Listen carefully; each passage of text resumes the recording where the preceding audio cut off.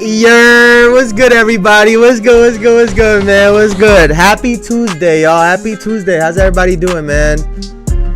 How's everyone doing? I hope everyone's having a beautiful, beautiful day, man. Thank you guys for joining me, and welcome to another episode of the Jayson Estrera Show, where we talk about basketball, sports, and any topic that comes our way as accurate as possible. And as always, it's your host, your boy, Jayson Estrera. Now, today, we're going to be talking about the women's USA basketball team because they had played against Japan yesterday. I know yesterday we were talking about the men's. Now it's time to talk about the women's side. But yeah, we're gonna get all into that. We're gonna get into which roster is better, the men's USA team or the women's USA team.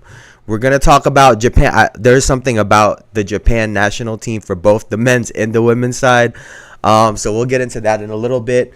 And also, we're going to talk a little bit about whether or not Steph Curry is going to retire a Warrior or not. But first, the fuck? Look back at your memories. But first, we're going to be talking about, this guy Colin Cowherd, man. This guy, he just talks. Like, he says words and shit just comes out. Like, you know what I'm saying? But this is what he had to say about Joel Embiid. He said, beyond padding his stats, Philadelphia keeps running coaches through him and teammates through him. And in the weaker Eastern Conference, he is yet to win a second round playoff series. Which is, what was it? It was the Celtics, Nuggets, Warriors, and the Bucks. So the weaker Eastern Conference, but you know, the East and West has split the last 4 championships 2-2. But whatever. Anyway, so with this, I didn't really want to just focus on Joel Embiid because everyone has been mentioning this, right? And I've spoken about this before. But this notion of stat padding, is stat padding a real thing? Now, I remember this conversation, and I think I've brought this up before. I remember this conversation being a thing around the time when Russell Westbrook was averaging triple doubles or on the verge of averaging triple doubles, right? They called what Russell Westbrook was doing stat padding because there were plays that they would highlight where Steven Adams, his teammate at the time, would box out for him and go and get the rebound. Now, fast forward to the Grizzlies and whatnot, and come to find out that that's just the way that Steven Adams plays. And if you watch Steven Adams, he doesn't jump very high. He's very strong, but he's not vertical. So that kind of makes sense. He's using his body, his strength, to stray off the big guys on the other team so his teammates can go get the rebound. And because Russell Westbrook, the point guard that's on the perimeter, by the way, is making the extra effort to go grab the rebound, we're getting mad at him. So now we fast forward to Joel Embiid, who's supposedly stat padding. Right? And you'll hear this typically when teams are down. Excuse me. Like when teams are down or getting blown out, the star player will start chucking up some shots. Some of them will go in, and sometimes people will say, "Oh, he's padding his stats," right? So if you're down 20, 25, 30 points, for example, right? Let's just give a scenario. Let's say you're down 20, 25, 30 points. You're the star on the team that's losing. and you're just getting shots up. You're just the game is over, but you're just fuck it. You're just gonna shoot some shots. Whether you're frustrated, you're just trying stuff, whatever the reasoning is, right? So, do the people that call that stat padding, do they want you as the star player on the losing side to just let the lead get to 35, 40 points? Just so you don't get called a stat padder. I'm just not going to take shots anymore so the other team can extend their lead. You see, like, this is the part in this, right? And this is the issue when it comes to someone like Colin Cowherd or people that call this shit stat padding, right? Right? I challenge you to go on a basketball court in a game of 21. Don't even play 48 fucking minutes. In a game of 21, right? Be the person that shoots the ball, handles the ball, sets everyone up, and get assists. Let's see what kind of shape you're in. Let's see what type of effort it takes. The fact that you are so locked into the game that you're not only scoring, but you're getting your teammates shots. Oh, and when you're closing out the defensive possession by rebounding the ball. And we call this stat padding.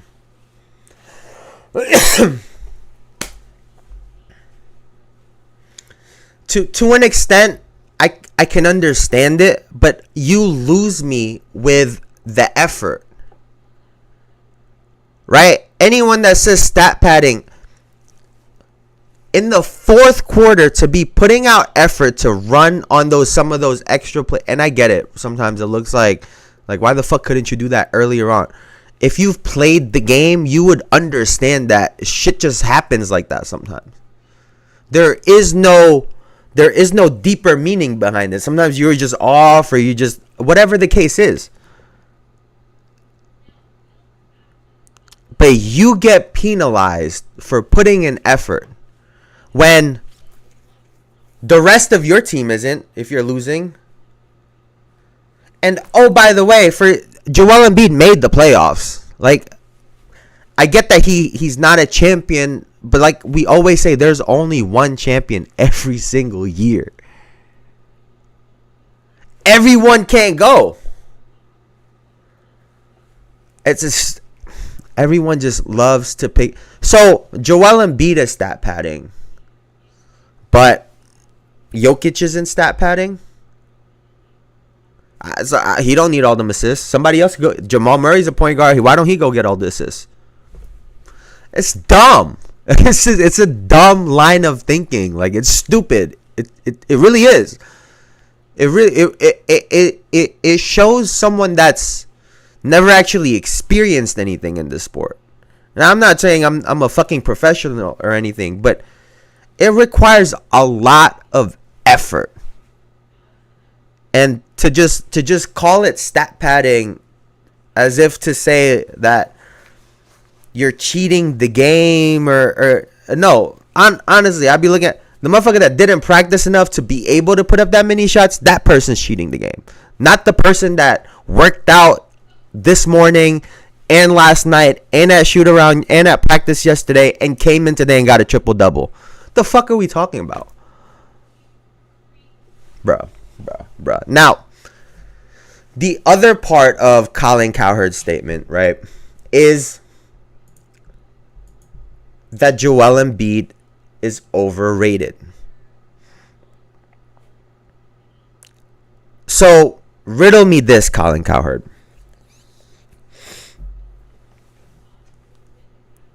Was Joel Embiid a legitimate MVP candidate last year? Is Joel Embiid a top 5 player when healthy? Where's the overrated part? Like, people just be saying anything. right? Like they just say fucking whatever. No, he's ranked where he is based on his production and how good he is and his attributes, and it's not like he's the 30th best player in the league and we're giving him an MVP award. Joel Embiid. When healthy, I think Joel Embiid is a top 5 player in the league. When healthy. And this notion that like players are overrated simply because they don't win. And this is what pisses me off about some of these analysts, right? Y'all majored in English. Like you're supposed to do this English language shit better than all of us. You can say he's underachieving, but overrated means something totally different. To me, he's an MVP caliber player. You can't take that away from him. Whether he goes out and wins the championship or not, or he shits the bed in the playoffs, for the 82 games, he's an MVP candidate player. And on one leg, the motherfucker was giving 35 to the Knicks. So, no. You can't just throw the overrated. He may be underachieving. My personal opinion, top 4 is Jokic, Bron, Giannis, Steph, in no order from there. I don't know who comes next. I don't think people separated themselves. All right, but you got to think though, right? Like, I guess Giannis could have definitely been in the convo. If Embiid would have another MVP if he made the 65 game cutoff. Let's just call it what it is. He should have another MVP award. And the way that he was playing in the playoffs, I'm just picturing it. I'm like, this guy is not healthy, dictating the entire flow of the game. Like, you have these guys. I don't think Colin Cowherd knows what the fuck he'd be looking at, dog. And yes, there's flaws to Embiid's game. I've critiqued his game. I'm not calling him a perfect player. Like, but overrated, like, they just be saying fucking whatever, bro. Like, and this shit pisses me off sometimes, because there's no way that you're allowed to have a platform and you are misusing overrated and underachieving as a person that was a journalist for however many fucking years. Like, I feel like they're trolling us. Like, you're supposed to be good at this shit, bro. Now,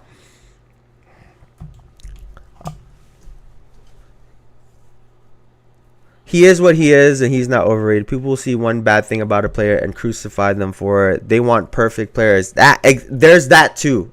There's that, exactly that point, right? I think we see, and people, we compare stuff all the time. I compare stuff all the time, like players and whatnot.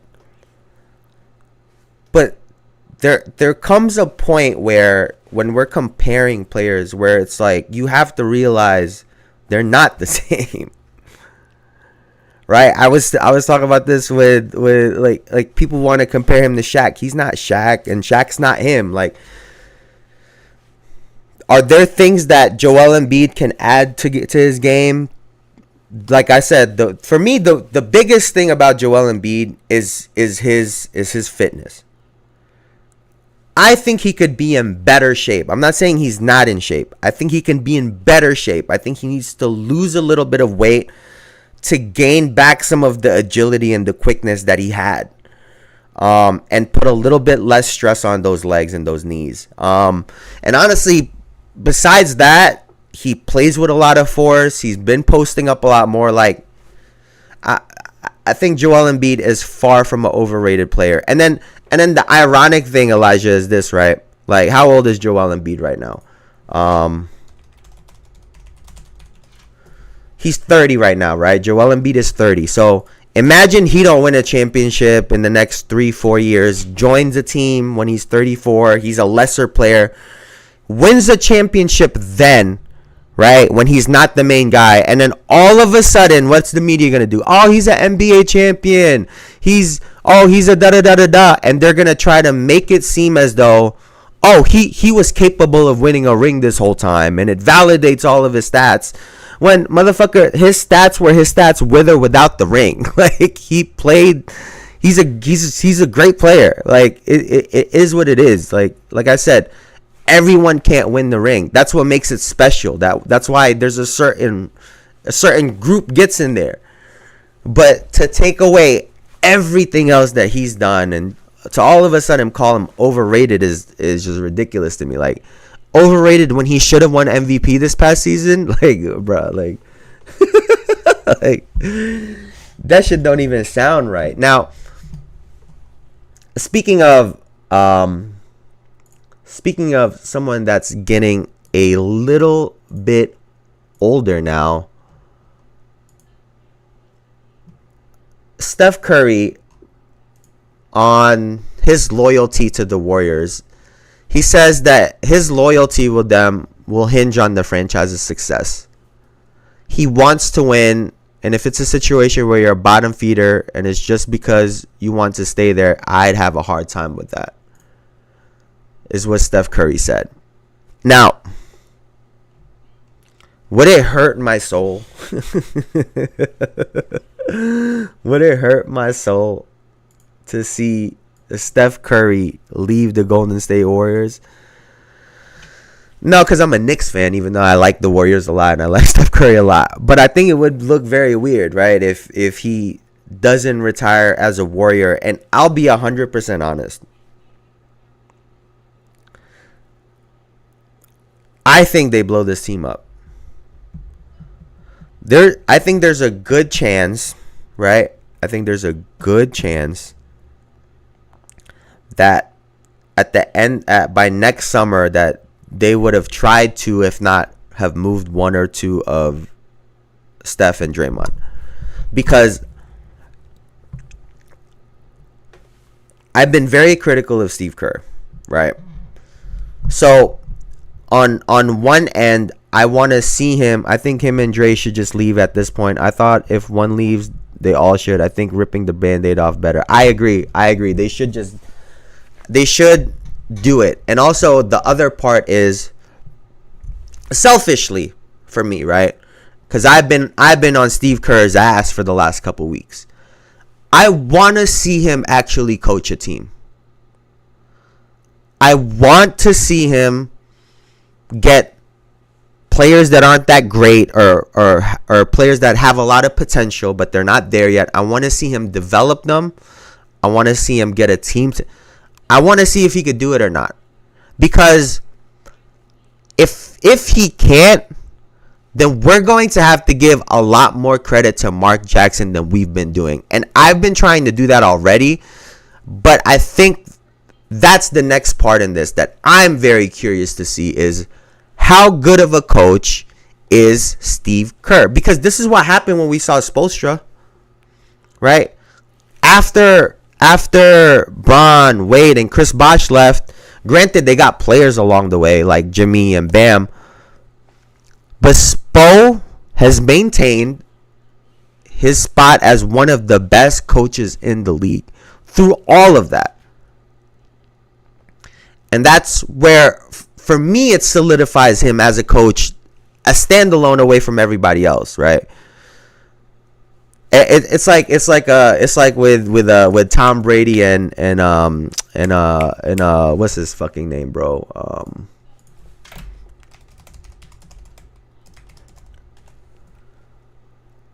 With Bill Belichick, Mark Jackson, one of them ones. I love his Instagram motivation video. Facts. And he probably, honestly, the more I think about it, he probably don't have a coaching job because he don't fuck with none of these teams for real. Like the management, I bet he don't fuck with them.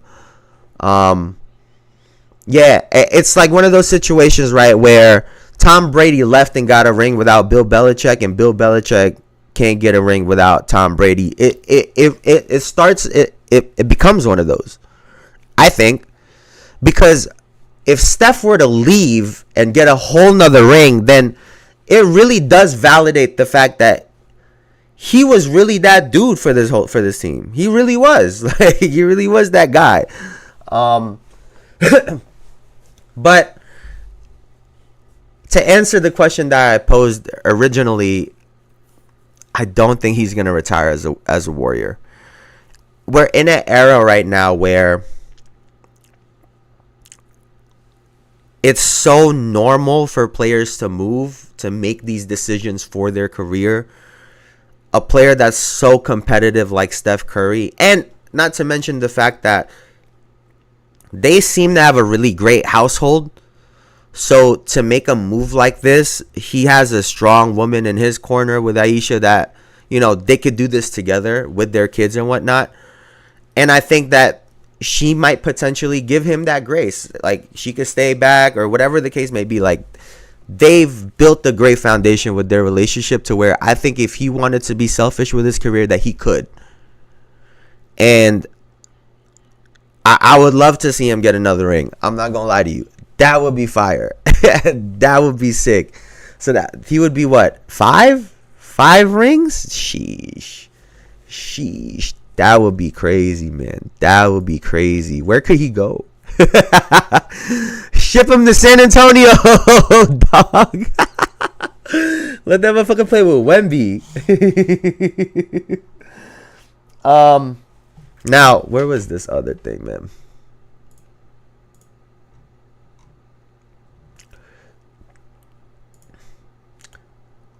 I don't think I have the screenshot of it. Let me see. Do I? No. All right. So, the other topic is your favorite player's favorite player. And I got to this because I was watching Melo with Cayenne and Paul George. I don't think Pop has it anymore. I don't think so either, bro. I don't think so either. I think Wemby's on my mind because I was just watching the France Japan game before I got on live.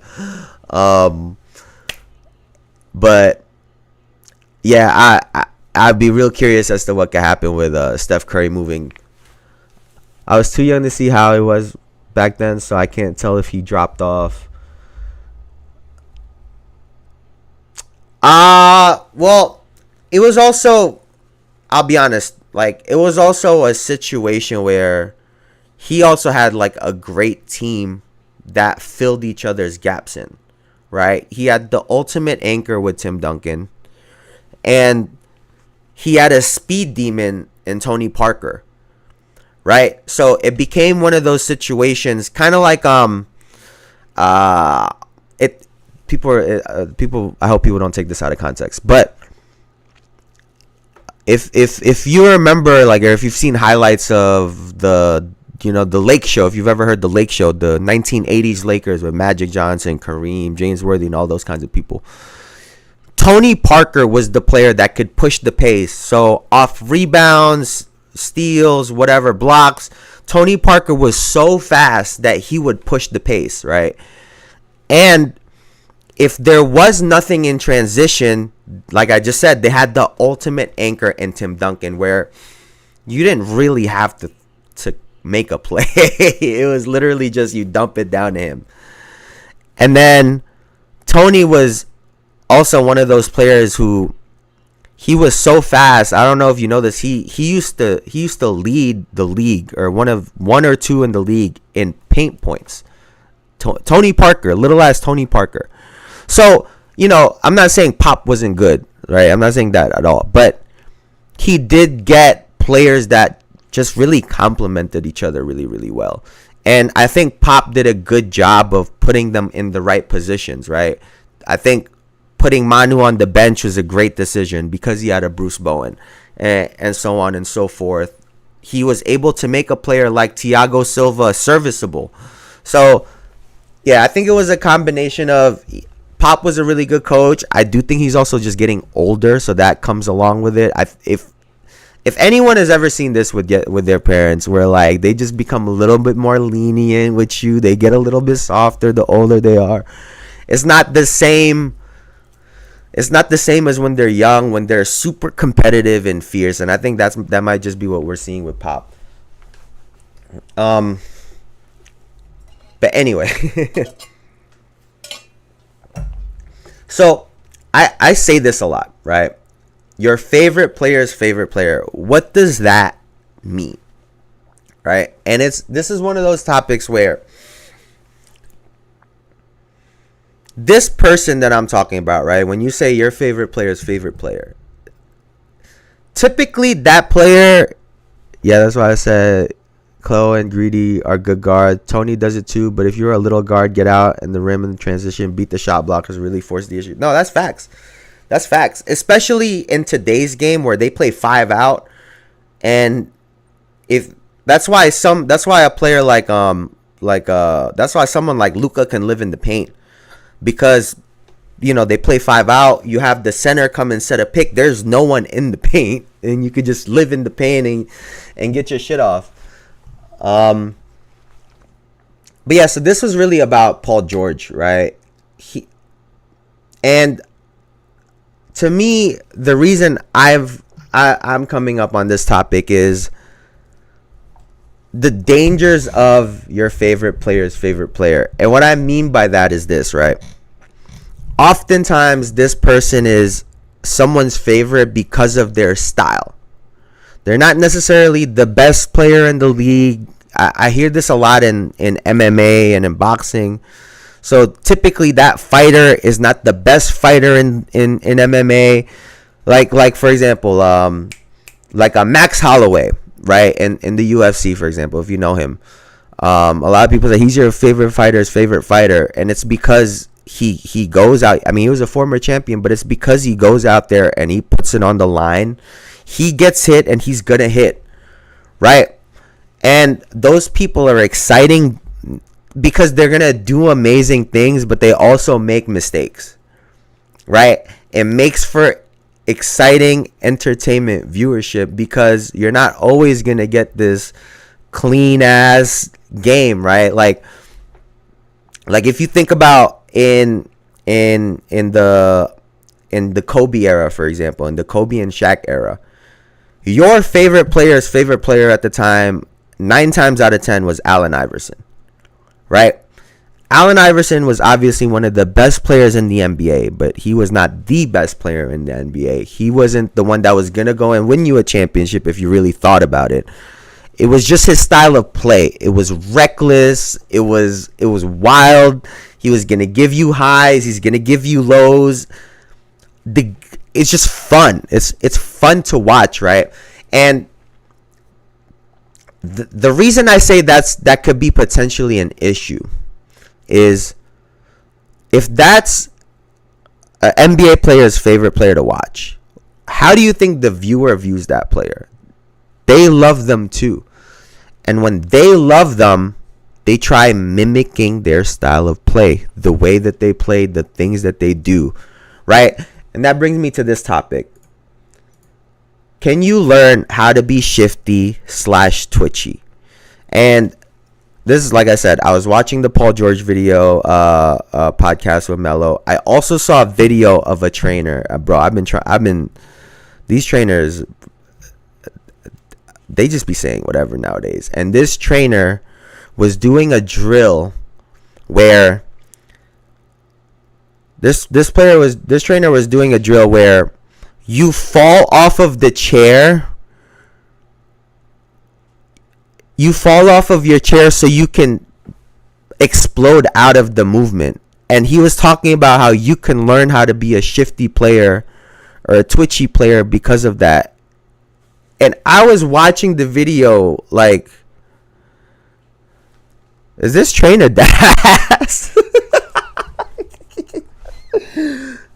Like what you just said earlier, Elijah. And yes, you absolutely can. People say that can't be taught. Almost every single thing can be taught. True. No, I agree with you. I think things can be taught, right? But I don't think you can go from being a non-shifty type of player. Think about the play style, right? To all of a sudden a shifty player. Like you're not a triple threat. Like you're doing jab steps, pump fakes, spin shots. To all of a sudden you're doing hezzies and bopping people. it don't happen. And to your point earlier, Elijah, there's some people that expect players to be perfect. They expect the player to have everything in the game when it's impossible. This is not 2K, y'all. You can't turn every slider all the way up for people. That's not how shit works. It's like saying we could take a non-athletic player and turn them into an athletic player. Where are you going to get the vertical from? Where are you going to get the speed from? Like, people don't understand the fact that you can learn Kyrie's moves. You can go out there and I see dumbass trainers say, oh, do this move, blah, blah, blah. Not realizing that Kyrie made that move off of instinct. This is just, it's a gift that he has. The way he sees the game. Yeah, you can learn it to an extent, but that's what he's had that since he was young. Like, right? Yes, I think you can learn some of these dribble moves. You can add certain shit into your game. Right? But what do we always see in the NBA? What do we always see? And this is what pisses a lot of people off, right? When the going gets tough, a lot of players revert to their old play style.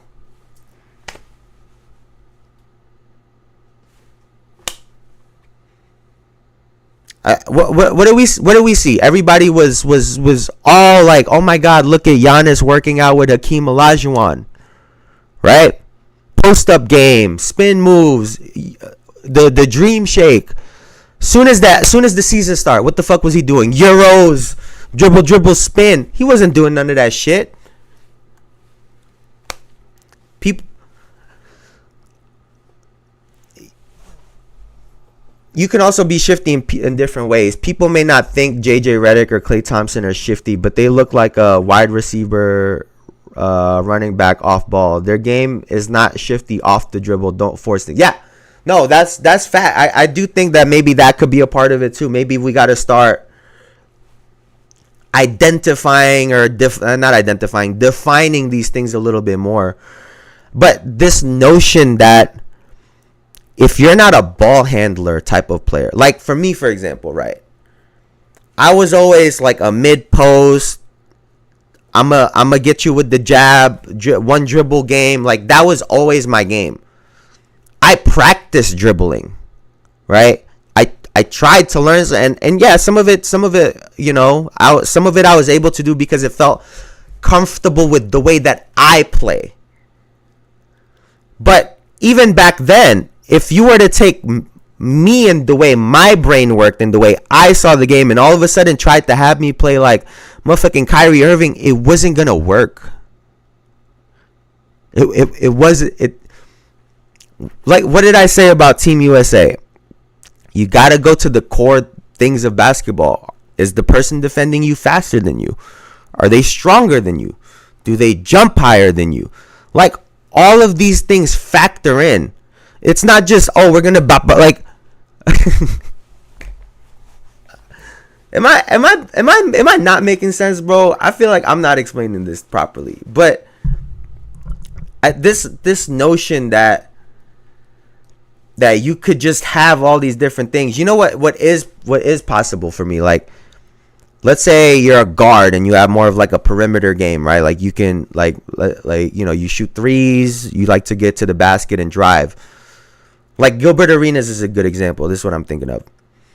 Fast, he didn't have. Thank you, I appreciate you, Elijah. Like Gilbert Arenas, for example, he didn't have a crazy dribble package, right? Because he was so fast and strong, and he was bigger than most point guards at the time. Shoot the shit out the ball. Don't try to fit a square into a round hole. Oh my God, dog, that's perfect.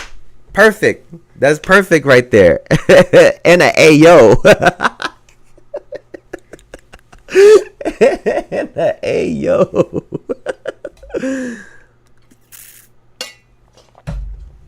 But like Gilbert Arenas, for example, he always talked about how a lot of people didn't realize that they would put smaller guards on him because he was just too fast for the guards his size. So they would put smaller guards that could keep up with his pace. And what did he do? Instead of dribbling around trying to do all this shit with a guard that's as quick, if not quicker than him, he would just post them up. I love Pascal. I'm not going to train him like Darius Garland on trying to develop his dribble. Hey, Elijah, but I 100% I agree with you. But what do we see with a lot of these training videos?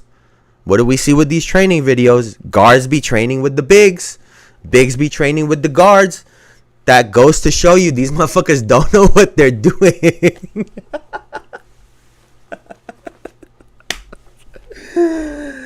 Oh my God, bruh. Bro. Hey, man.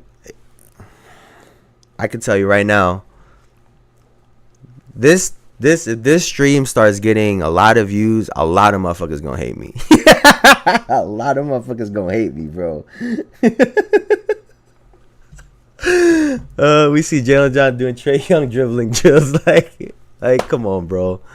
Like, what are we doing out here? And they want to talk about, I train NBA players. Yeah, because y'all both stupid. Y'all both dumb. Yeah, y'all gonna be dumb together on the bench. You and your trainer. But anyway, like I was just saying earlier, I had just finished watching the France-Japan game. I like when is this motherfucker gonna do 3-4 moves of Jalen Johnson, do that pass the damn ball.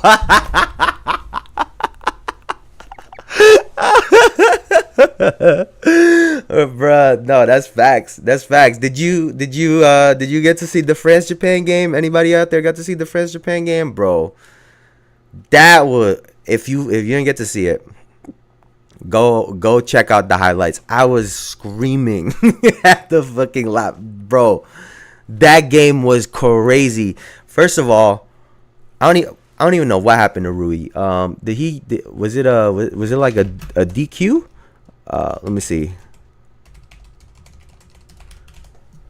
Bro, you gotta go check out the highlights. That shit was wild. I'm trying to figure out what happened to Rui right now. Let me see. Cause Rui was having himself a game. Did he foul out or some shit? No.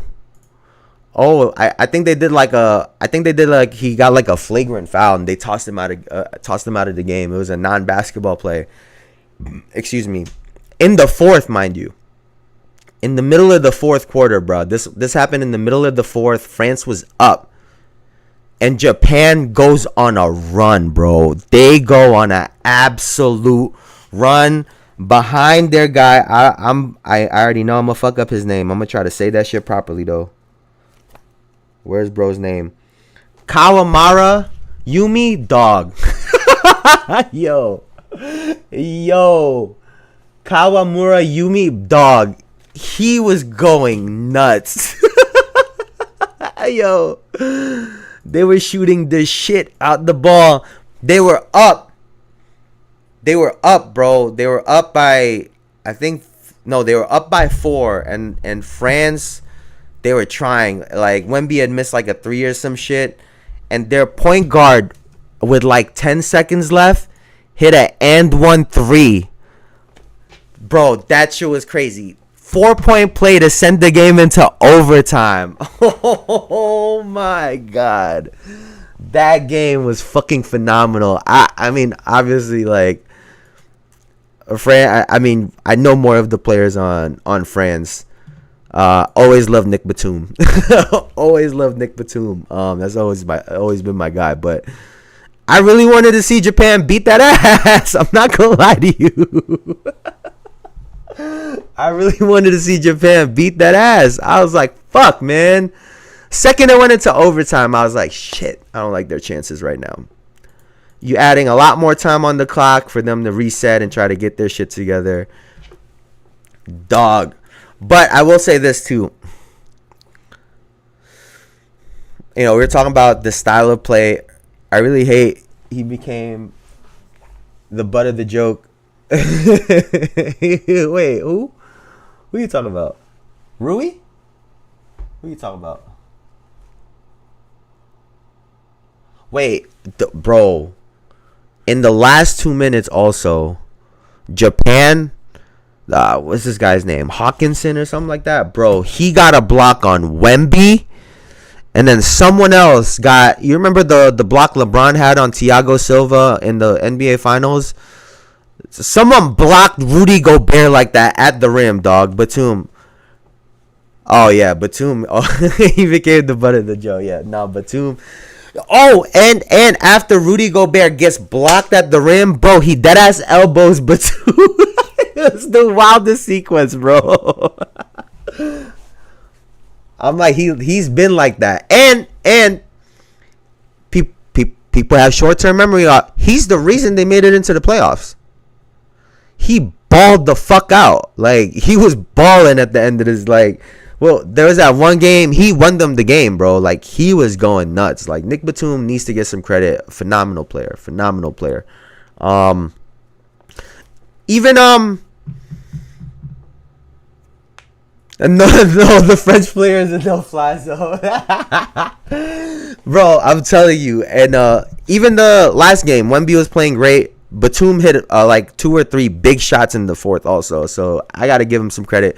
But Japan got some shooters, dog. Japan got some shooters. And we're going to talk about win condition in a second, and the factor that the 3-point shot plays in these opposing teams' win conditions. But Japan got some shooters. Like, they got some shooters for real. Now, from, the men's side to the women's side, Team USA yesterday dominated Japan. Let me see if I can get the box score here. It was 102-76. Put this up on here. 7.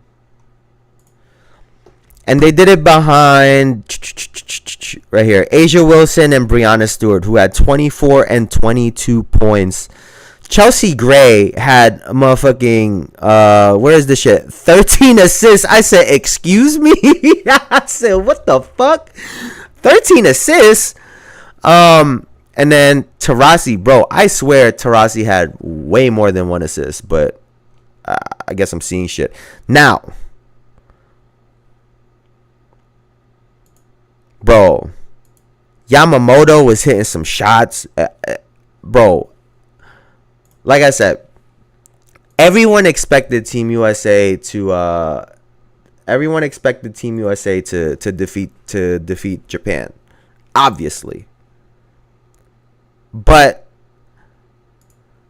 the fact that there was like a moment early in the game when Japan was just hitting shots. And I was like, are they gonna fuck around and win this game or make this shit close? Obviously, I was calling for a 30-40 point victory. It was close. They cut it down a little bit with 2 threes in the end. That brought the lead down. But it was dominant, and that's what you want to see, right? Similar to, I guess, the men's side in their first showing, you want to go out there and kind of send a message. And they did that behind Asia Wilson, who, bro, I think she shot 9 shots in, like, the first 7 or 8 minutes. Like, she was shooting that motherfucker. Like, she was – it was clear early on who the best player on the team is. It was very clear, or who thinks they're the best player on the team. I dare somebody to try to tell her otherwise too, but between her and Breanna Stewart, they were just being dominant. Chelsea Gray was just getting it was beautiful to watch. It was some good basketball, and this leads me to this next part. Which USA roster is better? And I know I'm probably going to get cooked for this shit. But I really like the composition of the women's USA roster. I'll tell you what. Their starting lineup has Diana Taurasi, Chelsea Gray, right? Diana Taurasi, Chelsea Gray, with Napisha Collier, Brianna Stewart, and Asia Wilson. That's their starting lineup, right? So they're big from their center and their two forwards. And then when it comes to their two guards, even though they're a little bit older, they're very pass oriented at this point. Diana Taurasi at this point, willing passer, wants to pass the ball. Chelsea Gray was passing the shit out the ball. And to have that combination with the two best women's basketball player in the world, I think it works. Because they get to shoot their shots without having to look over their shoulder. Right? When you get to their bench and their lineup is, I was seeing Kelsey Plum, Jewel Lloyd with like Alyssa Thomas, Brittany Griner, and maybe Sabrina. And I like that combination off of the bench because it's a different look. You have a Brittany Griner who you're consistently throwing the ball down to get post-ups, and you surround her with shooters and a bucket and Jewel Lloyd. It just makes a lot of sense to me. Kevin Durant, this is nothing to do with Kevin. Kevin Durant is him still. To me, their lineups make sense. Right? The women's lineup makes sense. Now, we look on the other side. And for the men's, their starting lineup is Devin Booker, or what is it? Right here. Curry, Holiday, Booker to go with LeBron and Embiid. I'm going to say it one more time. Curry, Holiday, Booker, LeBron, Embiid. And then off the bench, they have, what is this? Derek White, Anthony Edwards, with Anthony Davis, Bam, and Kevin Durant.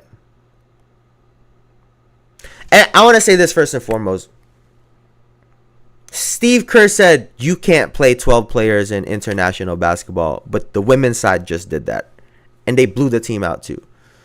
So, I don't know what the fuck Steve Kerr is talking about, especially when, for the most part, we don't see DNPs in the Olympics. I mean, maybe I'm misremembering stuff, but whatever, right? Whatever, Steve Kerr.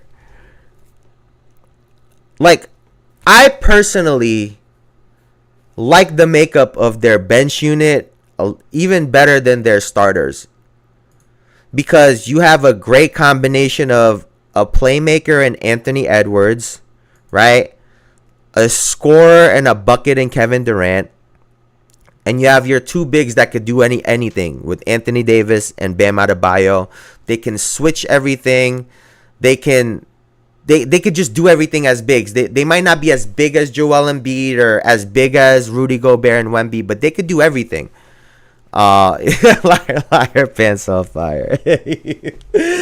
Steve Kerr is on some bullshit. I'm gonna be cooking that motherfucker until he fucking retires, dog. I could already see it.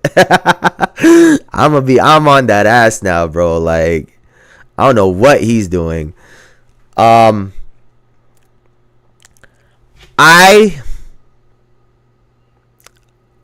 gotta say, bro, I think I like the lineups of the Women's USA roster a little bit better. Sorry. Sorry. And, you know, everybody always wants to talk about the men's side, but what are they going for? Their 8th consecutive Olympic gold medal? 8.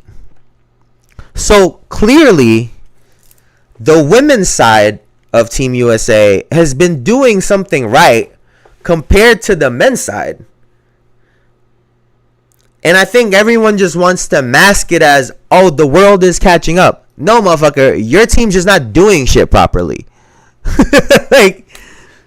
Like, we're not gonna forget about 2004 where they got motherfucking Stephon Marbury out there. Like, bro, what are we doing? What the fuck are we doing? And it gets to a point for me where I do think we gotta start calling these guys out. Grant Hill called, I don't know if you guys saw that, Grant Hill called Jaylen Brown a conspiracy theorist. There is something going on in the hierarchy of Team USA, not the players, where there's a disconnect, whether it's because they have their own agenda, they have to appease to a certain boss above them or whatnot. There is a disconnect between the men's side and the women's side. The women's side clearly know what they're doing. They've not only got the best players in there, excuse me,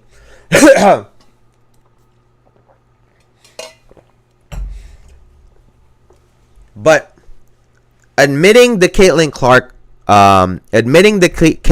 potential Caitlin Clark mistake, admitting that, the transparency in that,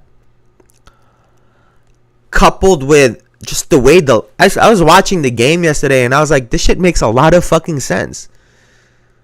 Brittany Griner is out there getting all of the attention because she's 6'9", taller than every fucking body out there.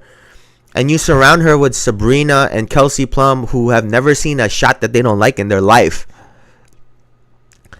Makes a lot of sense. You have a slower Diana Taurasi and a Chelsea Gray because Asia Wilson and Brianna Stewart are both very mobile bigs. It just makes sense, bro.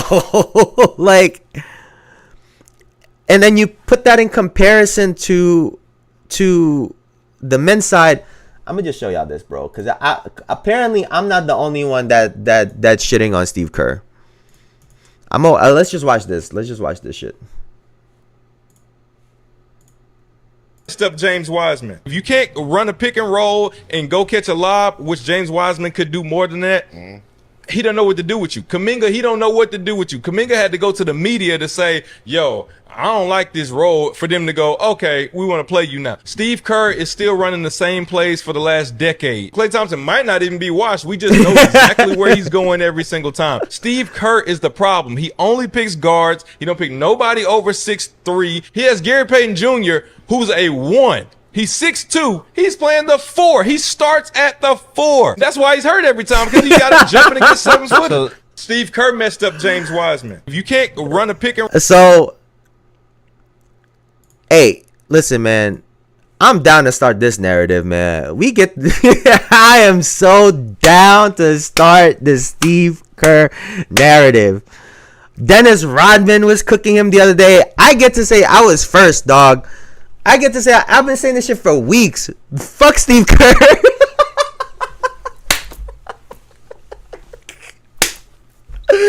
I just think this is funny, man. I just think it's funny because they could very well win gold, and I don't give a fuck. He can still be trash to me.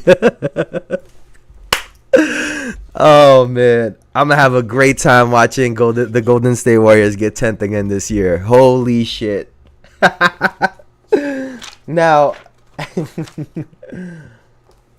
with that in mind, I was wondering what are the opponent's win conditions versus the women's team, right? Because I'll be honest, I was trying to figure it out yesterday watching the game, because is there another player that's as tall as Brittany Griner that's also that physical? Like, outside of... okay, so here's step one, I think. I think you need to be able to dominate Diana Taurasi and Chelsea Gray in the starting lineup. Because, like I said, they're a little bit older. Or they are older. So if you can score on them, I think that could go a long way, because then you start fucking their lineups up, right? The other part is, how are you going to slow down Brittany Griner when they go to the bench? Like, for me, that's the issue for this team, right? You have so much firepower in the starting lineup, and then when you go to the bench, you have, a big that's just unstoppable because she's just bigger than everyone. So I think Japan had put up, how many threes was it? They put up, where is this shit? They put up, they went 15 of 39 from three, and Team USA went 4 of 20 from threes. So obviously the 3-point shot is going to play a factor, right? If you're gonna want to beat this team, because for the most part, the women's USA team, kind of like the men, they're going to be bigger than most of these other teams. So you're going to have to extend the floor because you're just going to get blocked in the paint. Now, there isn't a clear win condition. That's why I think it'll be really surprising if they don't win this gold. A lot of these teams don't have the size that they have. And then when you do have similar in size, the skill is just not even close. And yeah, man, let's move on to the roster that actually could lose, which is the men's side.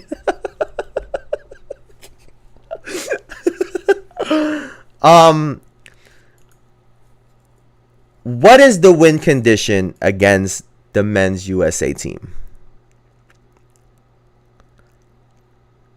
Now, I mean, I think a part of it is just to have South Sudan playing against them, right? It might have been the win con. Just have South Sudan playing against Team USA. But for real, though, on a serious note, I think for them it's kind of the opposite. I think you have to attack Joel Embiid, right? Joel Embiid would have to kind of be the point of attack. He's going to be the slow-footed one. If you force him out of the paint, he's not the rim protector that he can be when he's in the paint. Now you got him around in the perimeter and all that shit. I think that's first and foremost, right? You're obviously going to have to hit a bunch of threes. It's going to be the great equalizer. You're going to have to hit a bunch of threes against Team USA. It's just what's going to have to happen, right? Because if you're going to hit a bunch of threes, you're going to extend the floor. You're going to create spacing, making their size less valuable. Fouls, adjustment size in the game. Now, I have to go back and look, to be honest. Slow the game. Well, honestly, actually, like with the... I don't know if slowing the game down might really help. I'm be honest with you. I think they're going to have to try to get out on the break a little bit, because if you let their defense set, you don't want to have to be playing a half court game against Team USA. You've got to try to get some easy buckets, right? And then when you go to the bench, like, what did I say? Derek White, Anthony Edwards, Kevin Durant with Bam, and Anthony Davis. When I think about that roster in particular, I'm like, damn, that second unit don't really have that many flaws. Because they defend. Derek White's a defender. Anthony Edwards is a defender. Bam and AD are defenders. And then Kevin Durant, even though he's not the greatest defender on planet Earth, 7 foot tall and can move. So, ironically enough, I feel like Team USA's second unit actually has less weaknesses than the first unit, outside of maybe experience. And this we're not even taking into account Jason Tatum in this, because they didn't fucking play the other night. But I think if we can force, like to your point, Elijah, some fouls early so that Steve Kerr can put out even weirder lineups out there that don't make sense, I think that could actually be that could do good. Watch, they're gonna do some weird shit. Anthony Edwards gonna play the 4. It's gonna create an opening, right? And we've seen Team USA turn the ball over, right? You have to take advantage of them turning the ball over. And the reason I think Canada has a good chance is because Shea is going to force them to double team him. So, even if like a RJ Barrett isn't an all-NBA player, if he gets to play, he gets to rim run with everyone playing scramble. Right? And we saw earlier today, or this morning, he had like 24 points, he's been a great slasher for this Canada team. And you could start to activate him. Jamal Murray could hit threes. You could see it become a really dangerous game. If Team USA, if their shots aren't falling, if they're getting in foul trouble, like I said, I don't expect it to happen because at the end of the day, they got the best players. Like, it's just, he might,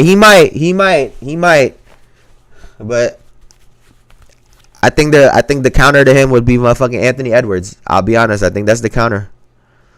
Cause I think if you tell Ant to just stay with him, cause I think Book is probably gonna be a little too small for Barrett. Drew could probably hold his own, obviously. He could probably defend him pretty well, but I think Anthony Edwards is gonna be the person that can not only guard him but also go at him on the other side of the ball. But yeah, man, like I said, I do think that there's more gaps to beating the men's USA team as opposed to the women's USA team, and it really has to do with just the lineups. I don't think the lineups are built out that well, so where it covers all of their bases. But hey, man, we're gonna have to find out. It does look like there's gonna be two gold medals coming back to the USA for the men's and the women's side. Now, I wanted to talk about this because it is the Olympics, and I don't know if you guys are into shoes. But this is one of my favorite sneakers of all time. If you guys have ever seen this. Oh shit, what the fuck just happened?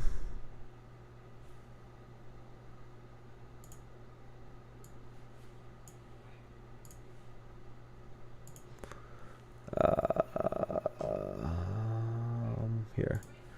You guys ever seen the For the Love of the Game 7s or Olympic 7s?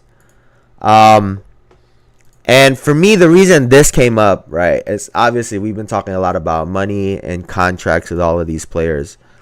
And watching the women's Japan team yesterday, they were just having so much fun playing the game. They would tip the ball, even if it was out on them. They would get so excited. They would hit threes, but it wasn't.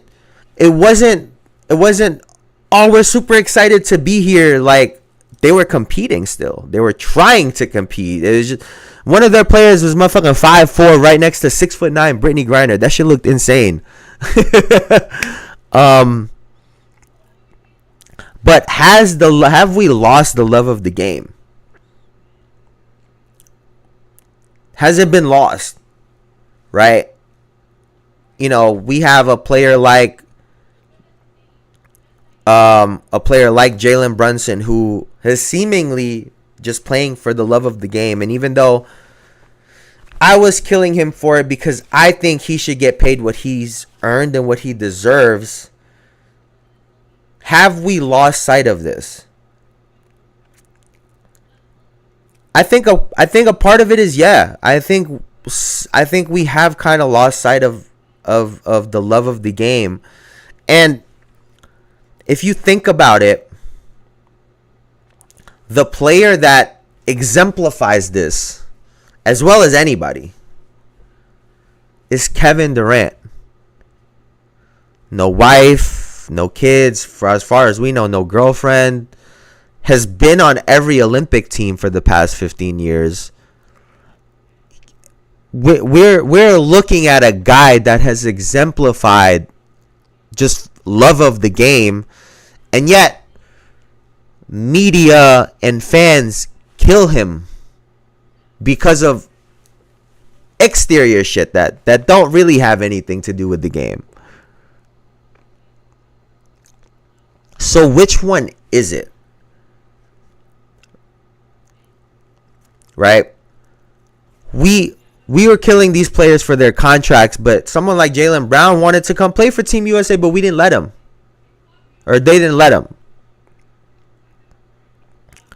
Are we straying farther and farther away from this love with the media, with all of these TV contracts? It's becoming more entertainment nowadays, right?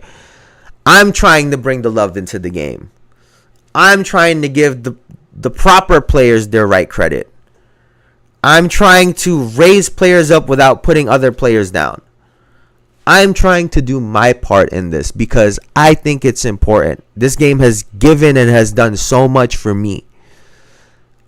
And I think that it could do that for other people as well too. And it's sad to see when analysts, media guys, fans start killing guys that exemplify this love of the game. I mean, even Bron to an extent. Everybody said he just likes to play. He just loves to hoop. He don't have to be doing any of this. Steph Curry, they don't got to be doing any of this shit, but they are. I think there's a balance where you can get paid and still love the game, right? I think it's a part of it. But yeah, man. Oh, it's 2:00. I gotta go catch that Germany game. Hey, how long we been on? Hour 14. Hey, man. As always, I appreciate y'all hanging out with me. Please like, comment, subscribe, all that good shit, because it helps the channel out. But I will see y'all tomorrow. I think I'm gonna do a double tomorrow because Team USA will play. So I'll be streaming during that, and I'll be doing an episode as well. So another double for tomorrow. But as always, thank you guys for joining me. I appreciate it as always. You guys could have been anywhere on the internet, but y'all were here with me, and I really fucking appreciate that. So thank you guys for coming and hanging out. I will see you guys tomorrow. Have a great rest of your day. Peace out, man. Peace out. I'll see y'all tomorrow, man. Have a great day. Thank you guys for hanging out with me. Peace. Elijah, deuces. I'll see you tomorrow. Peace.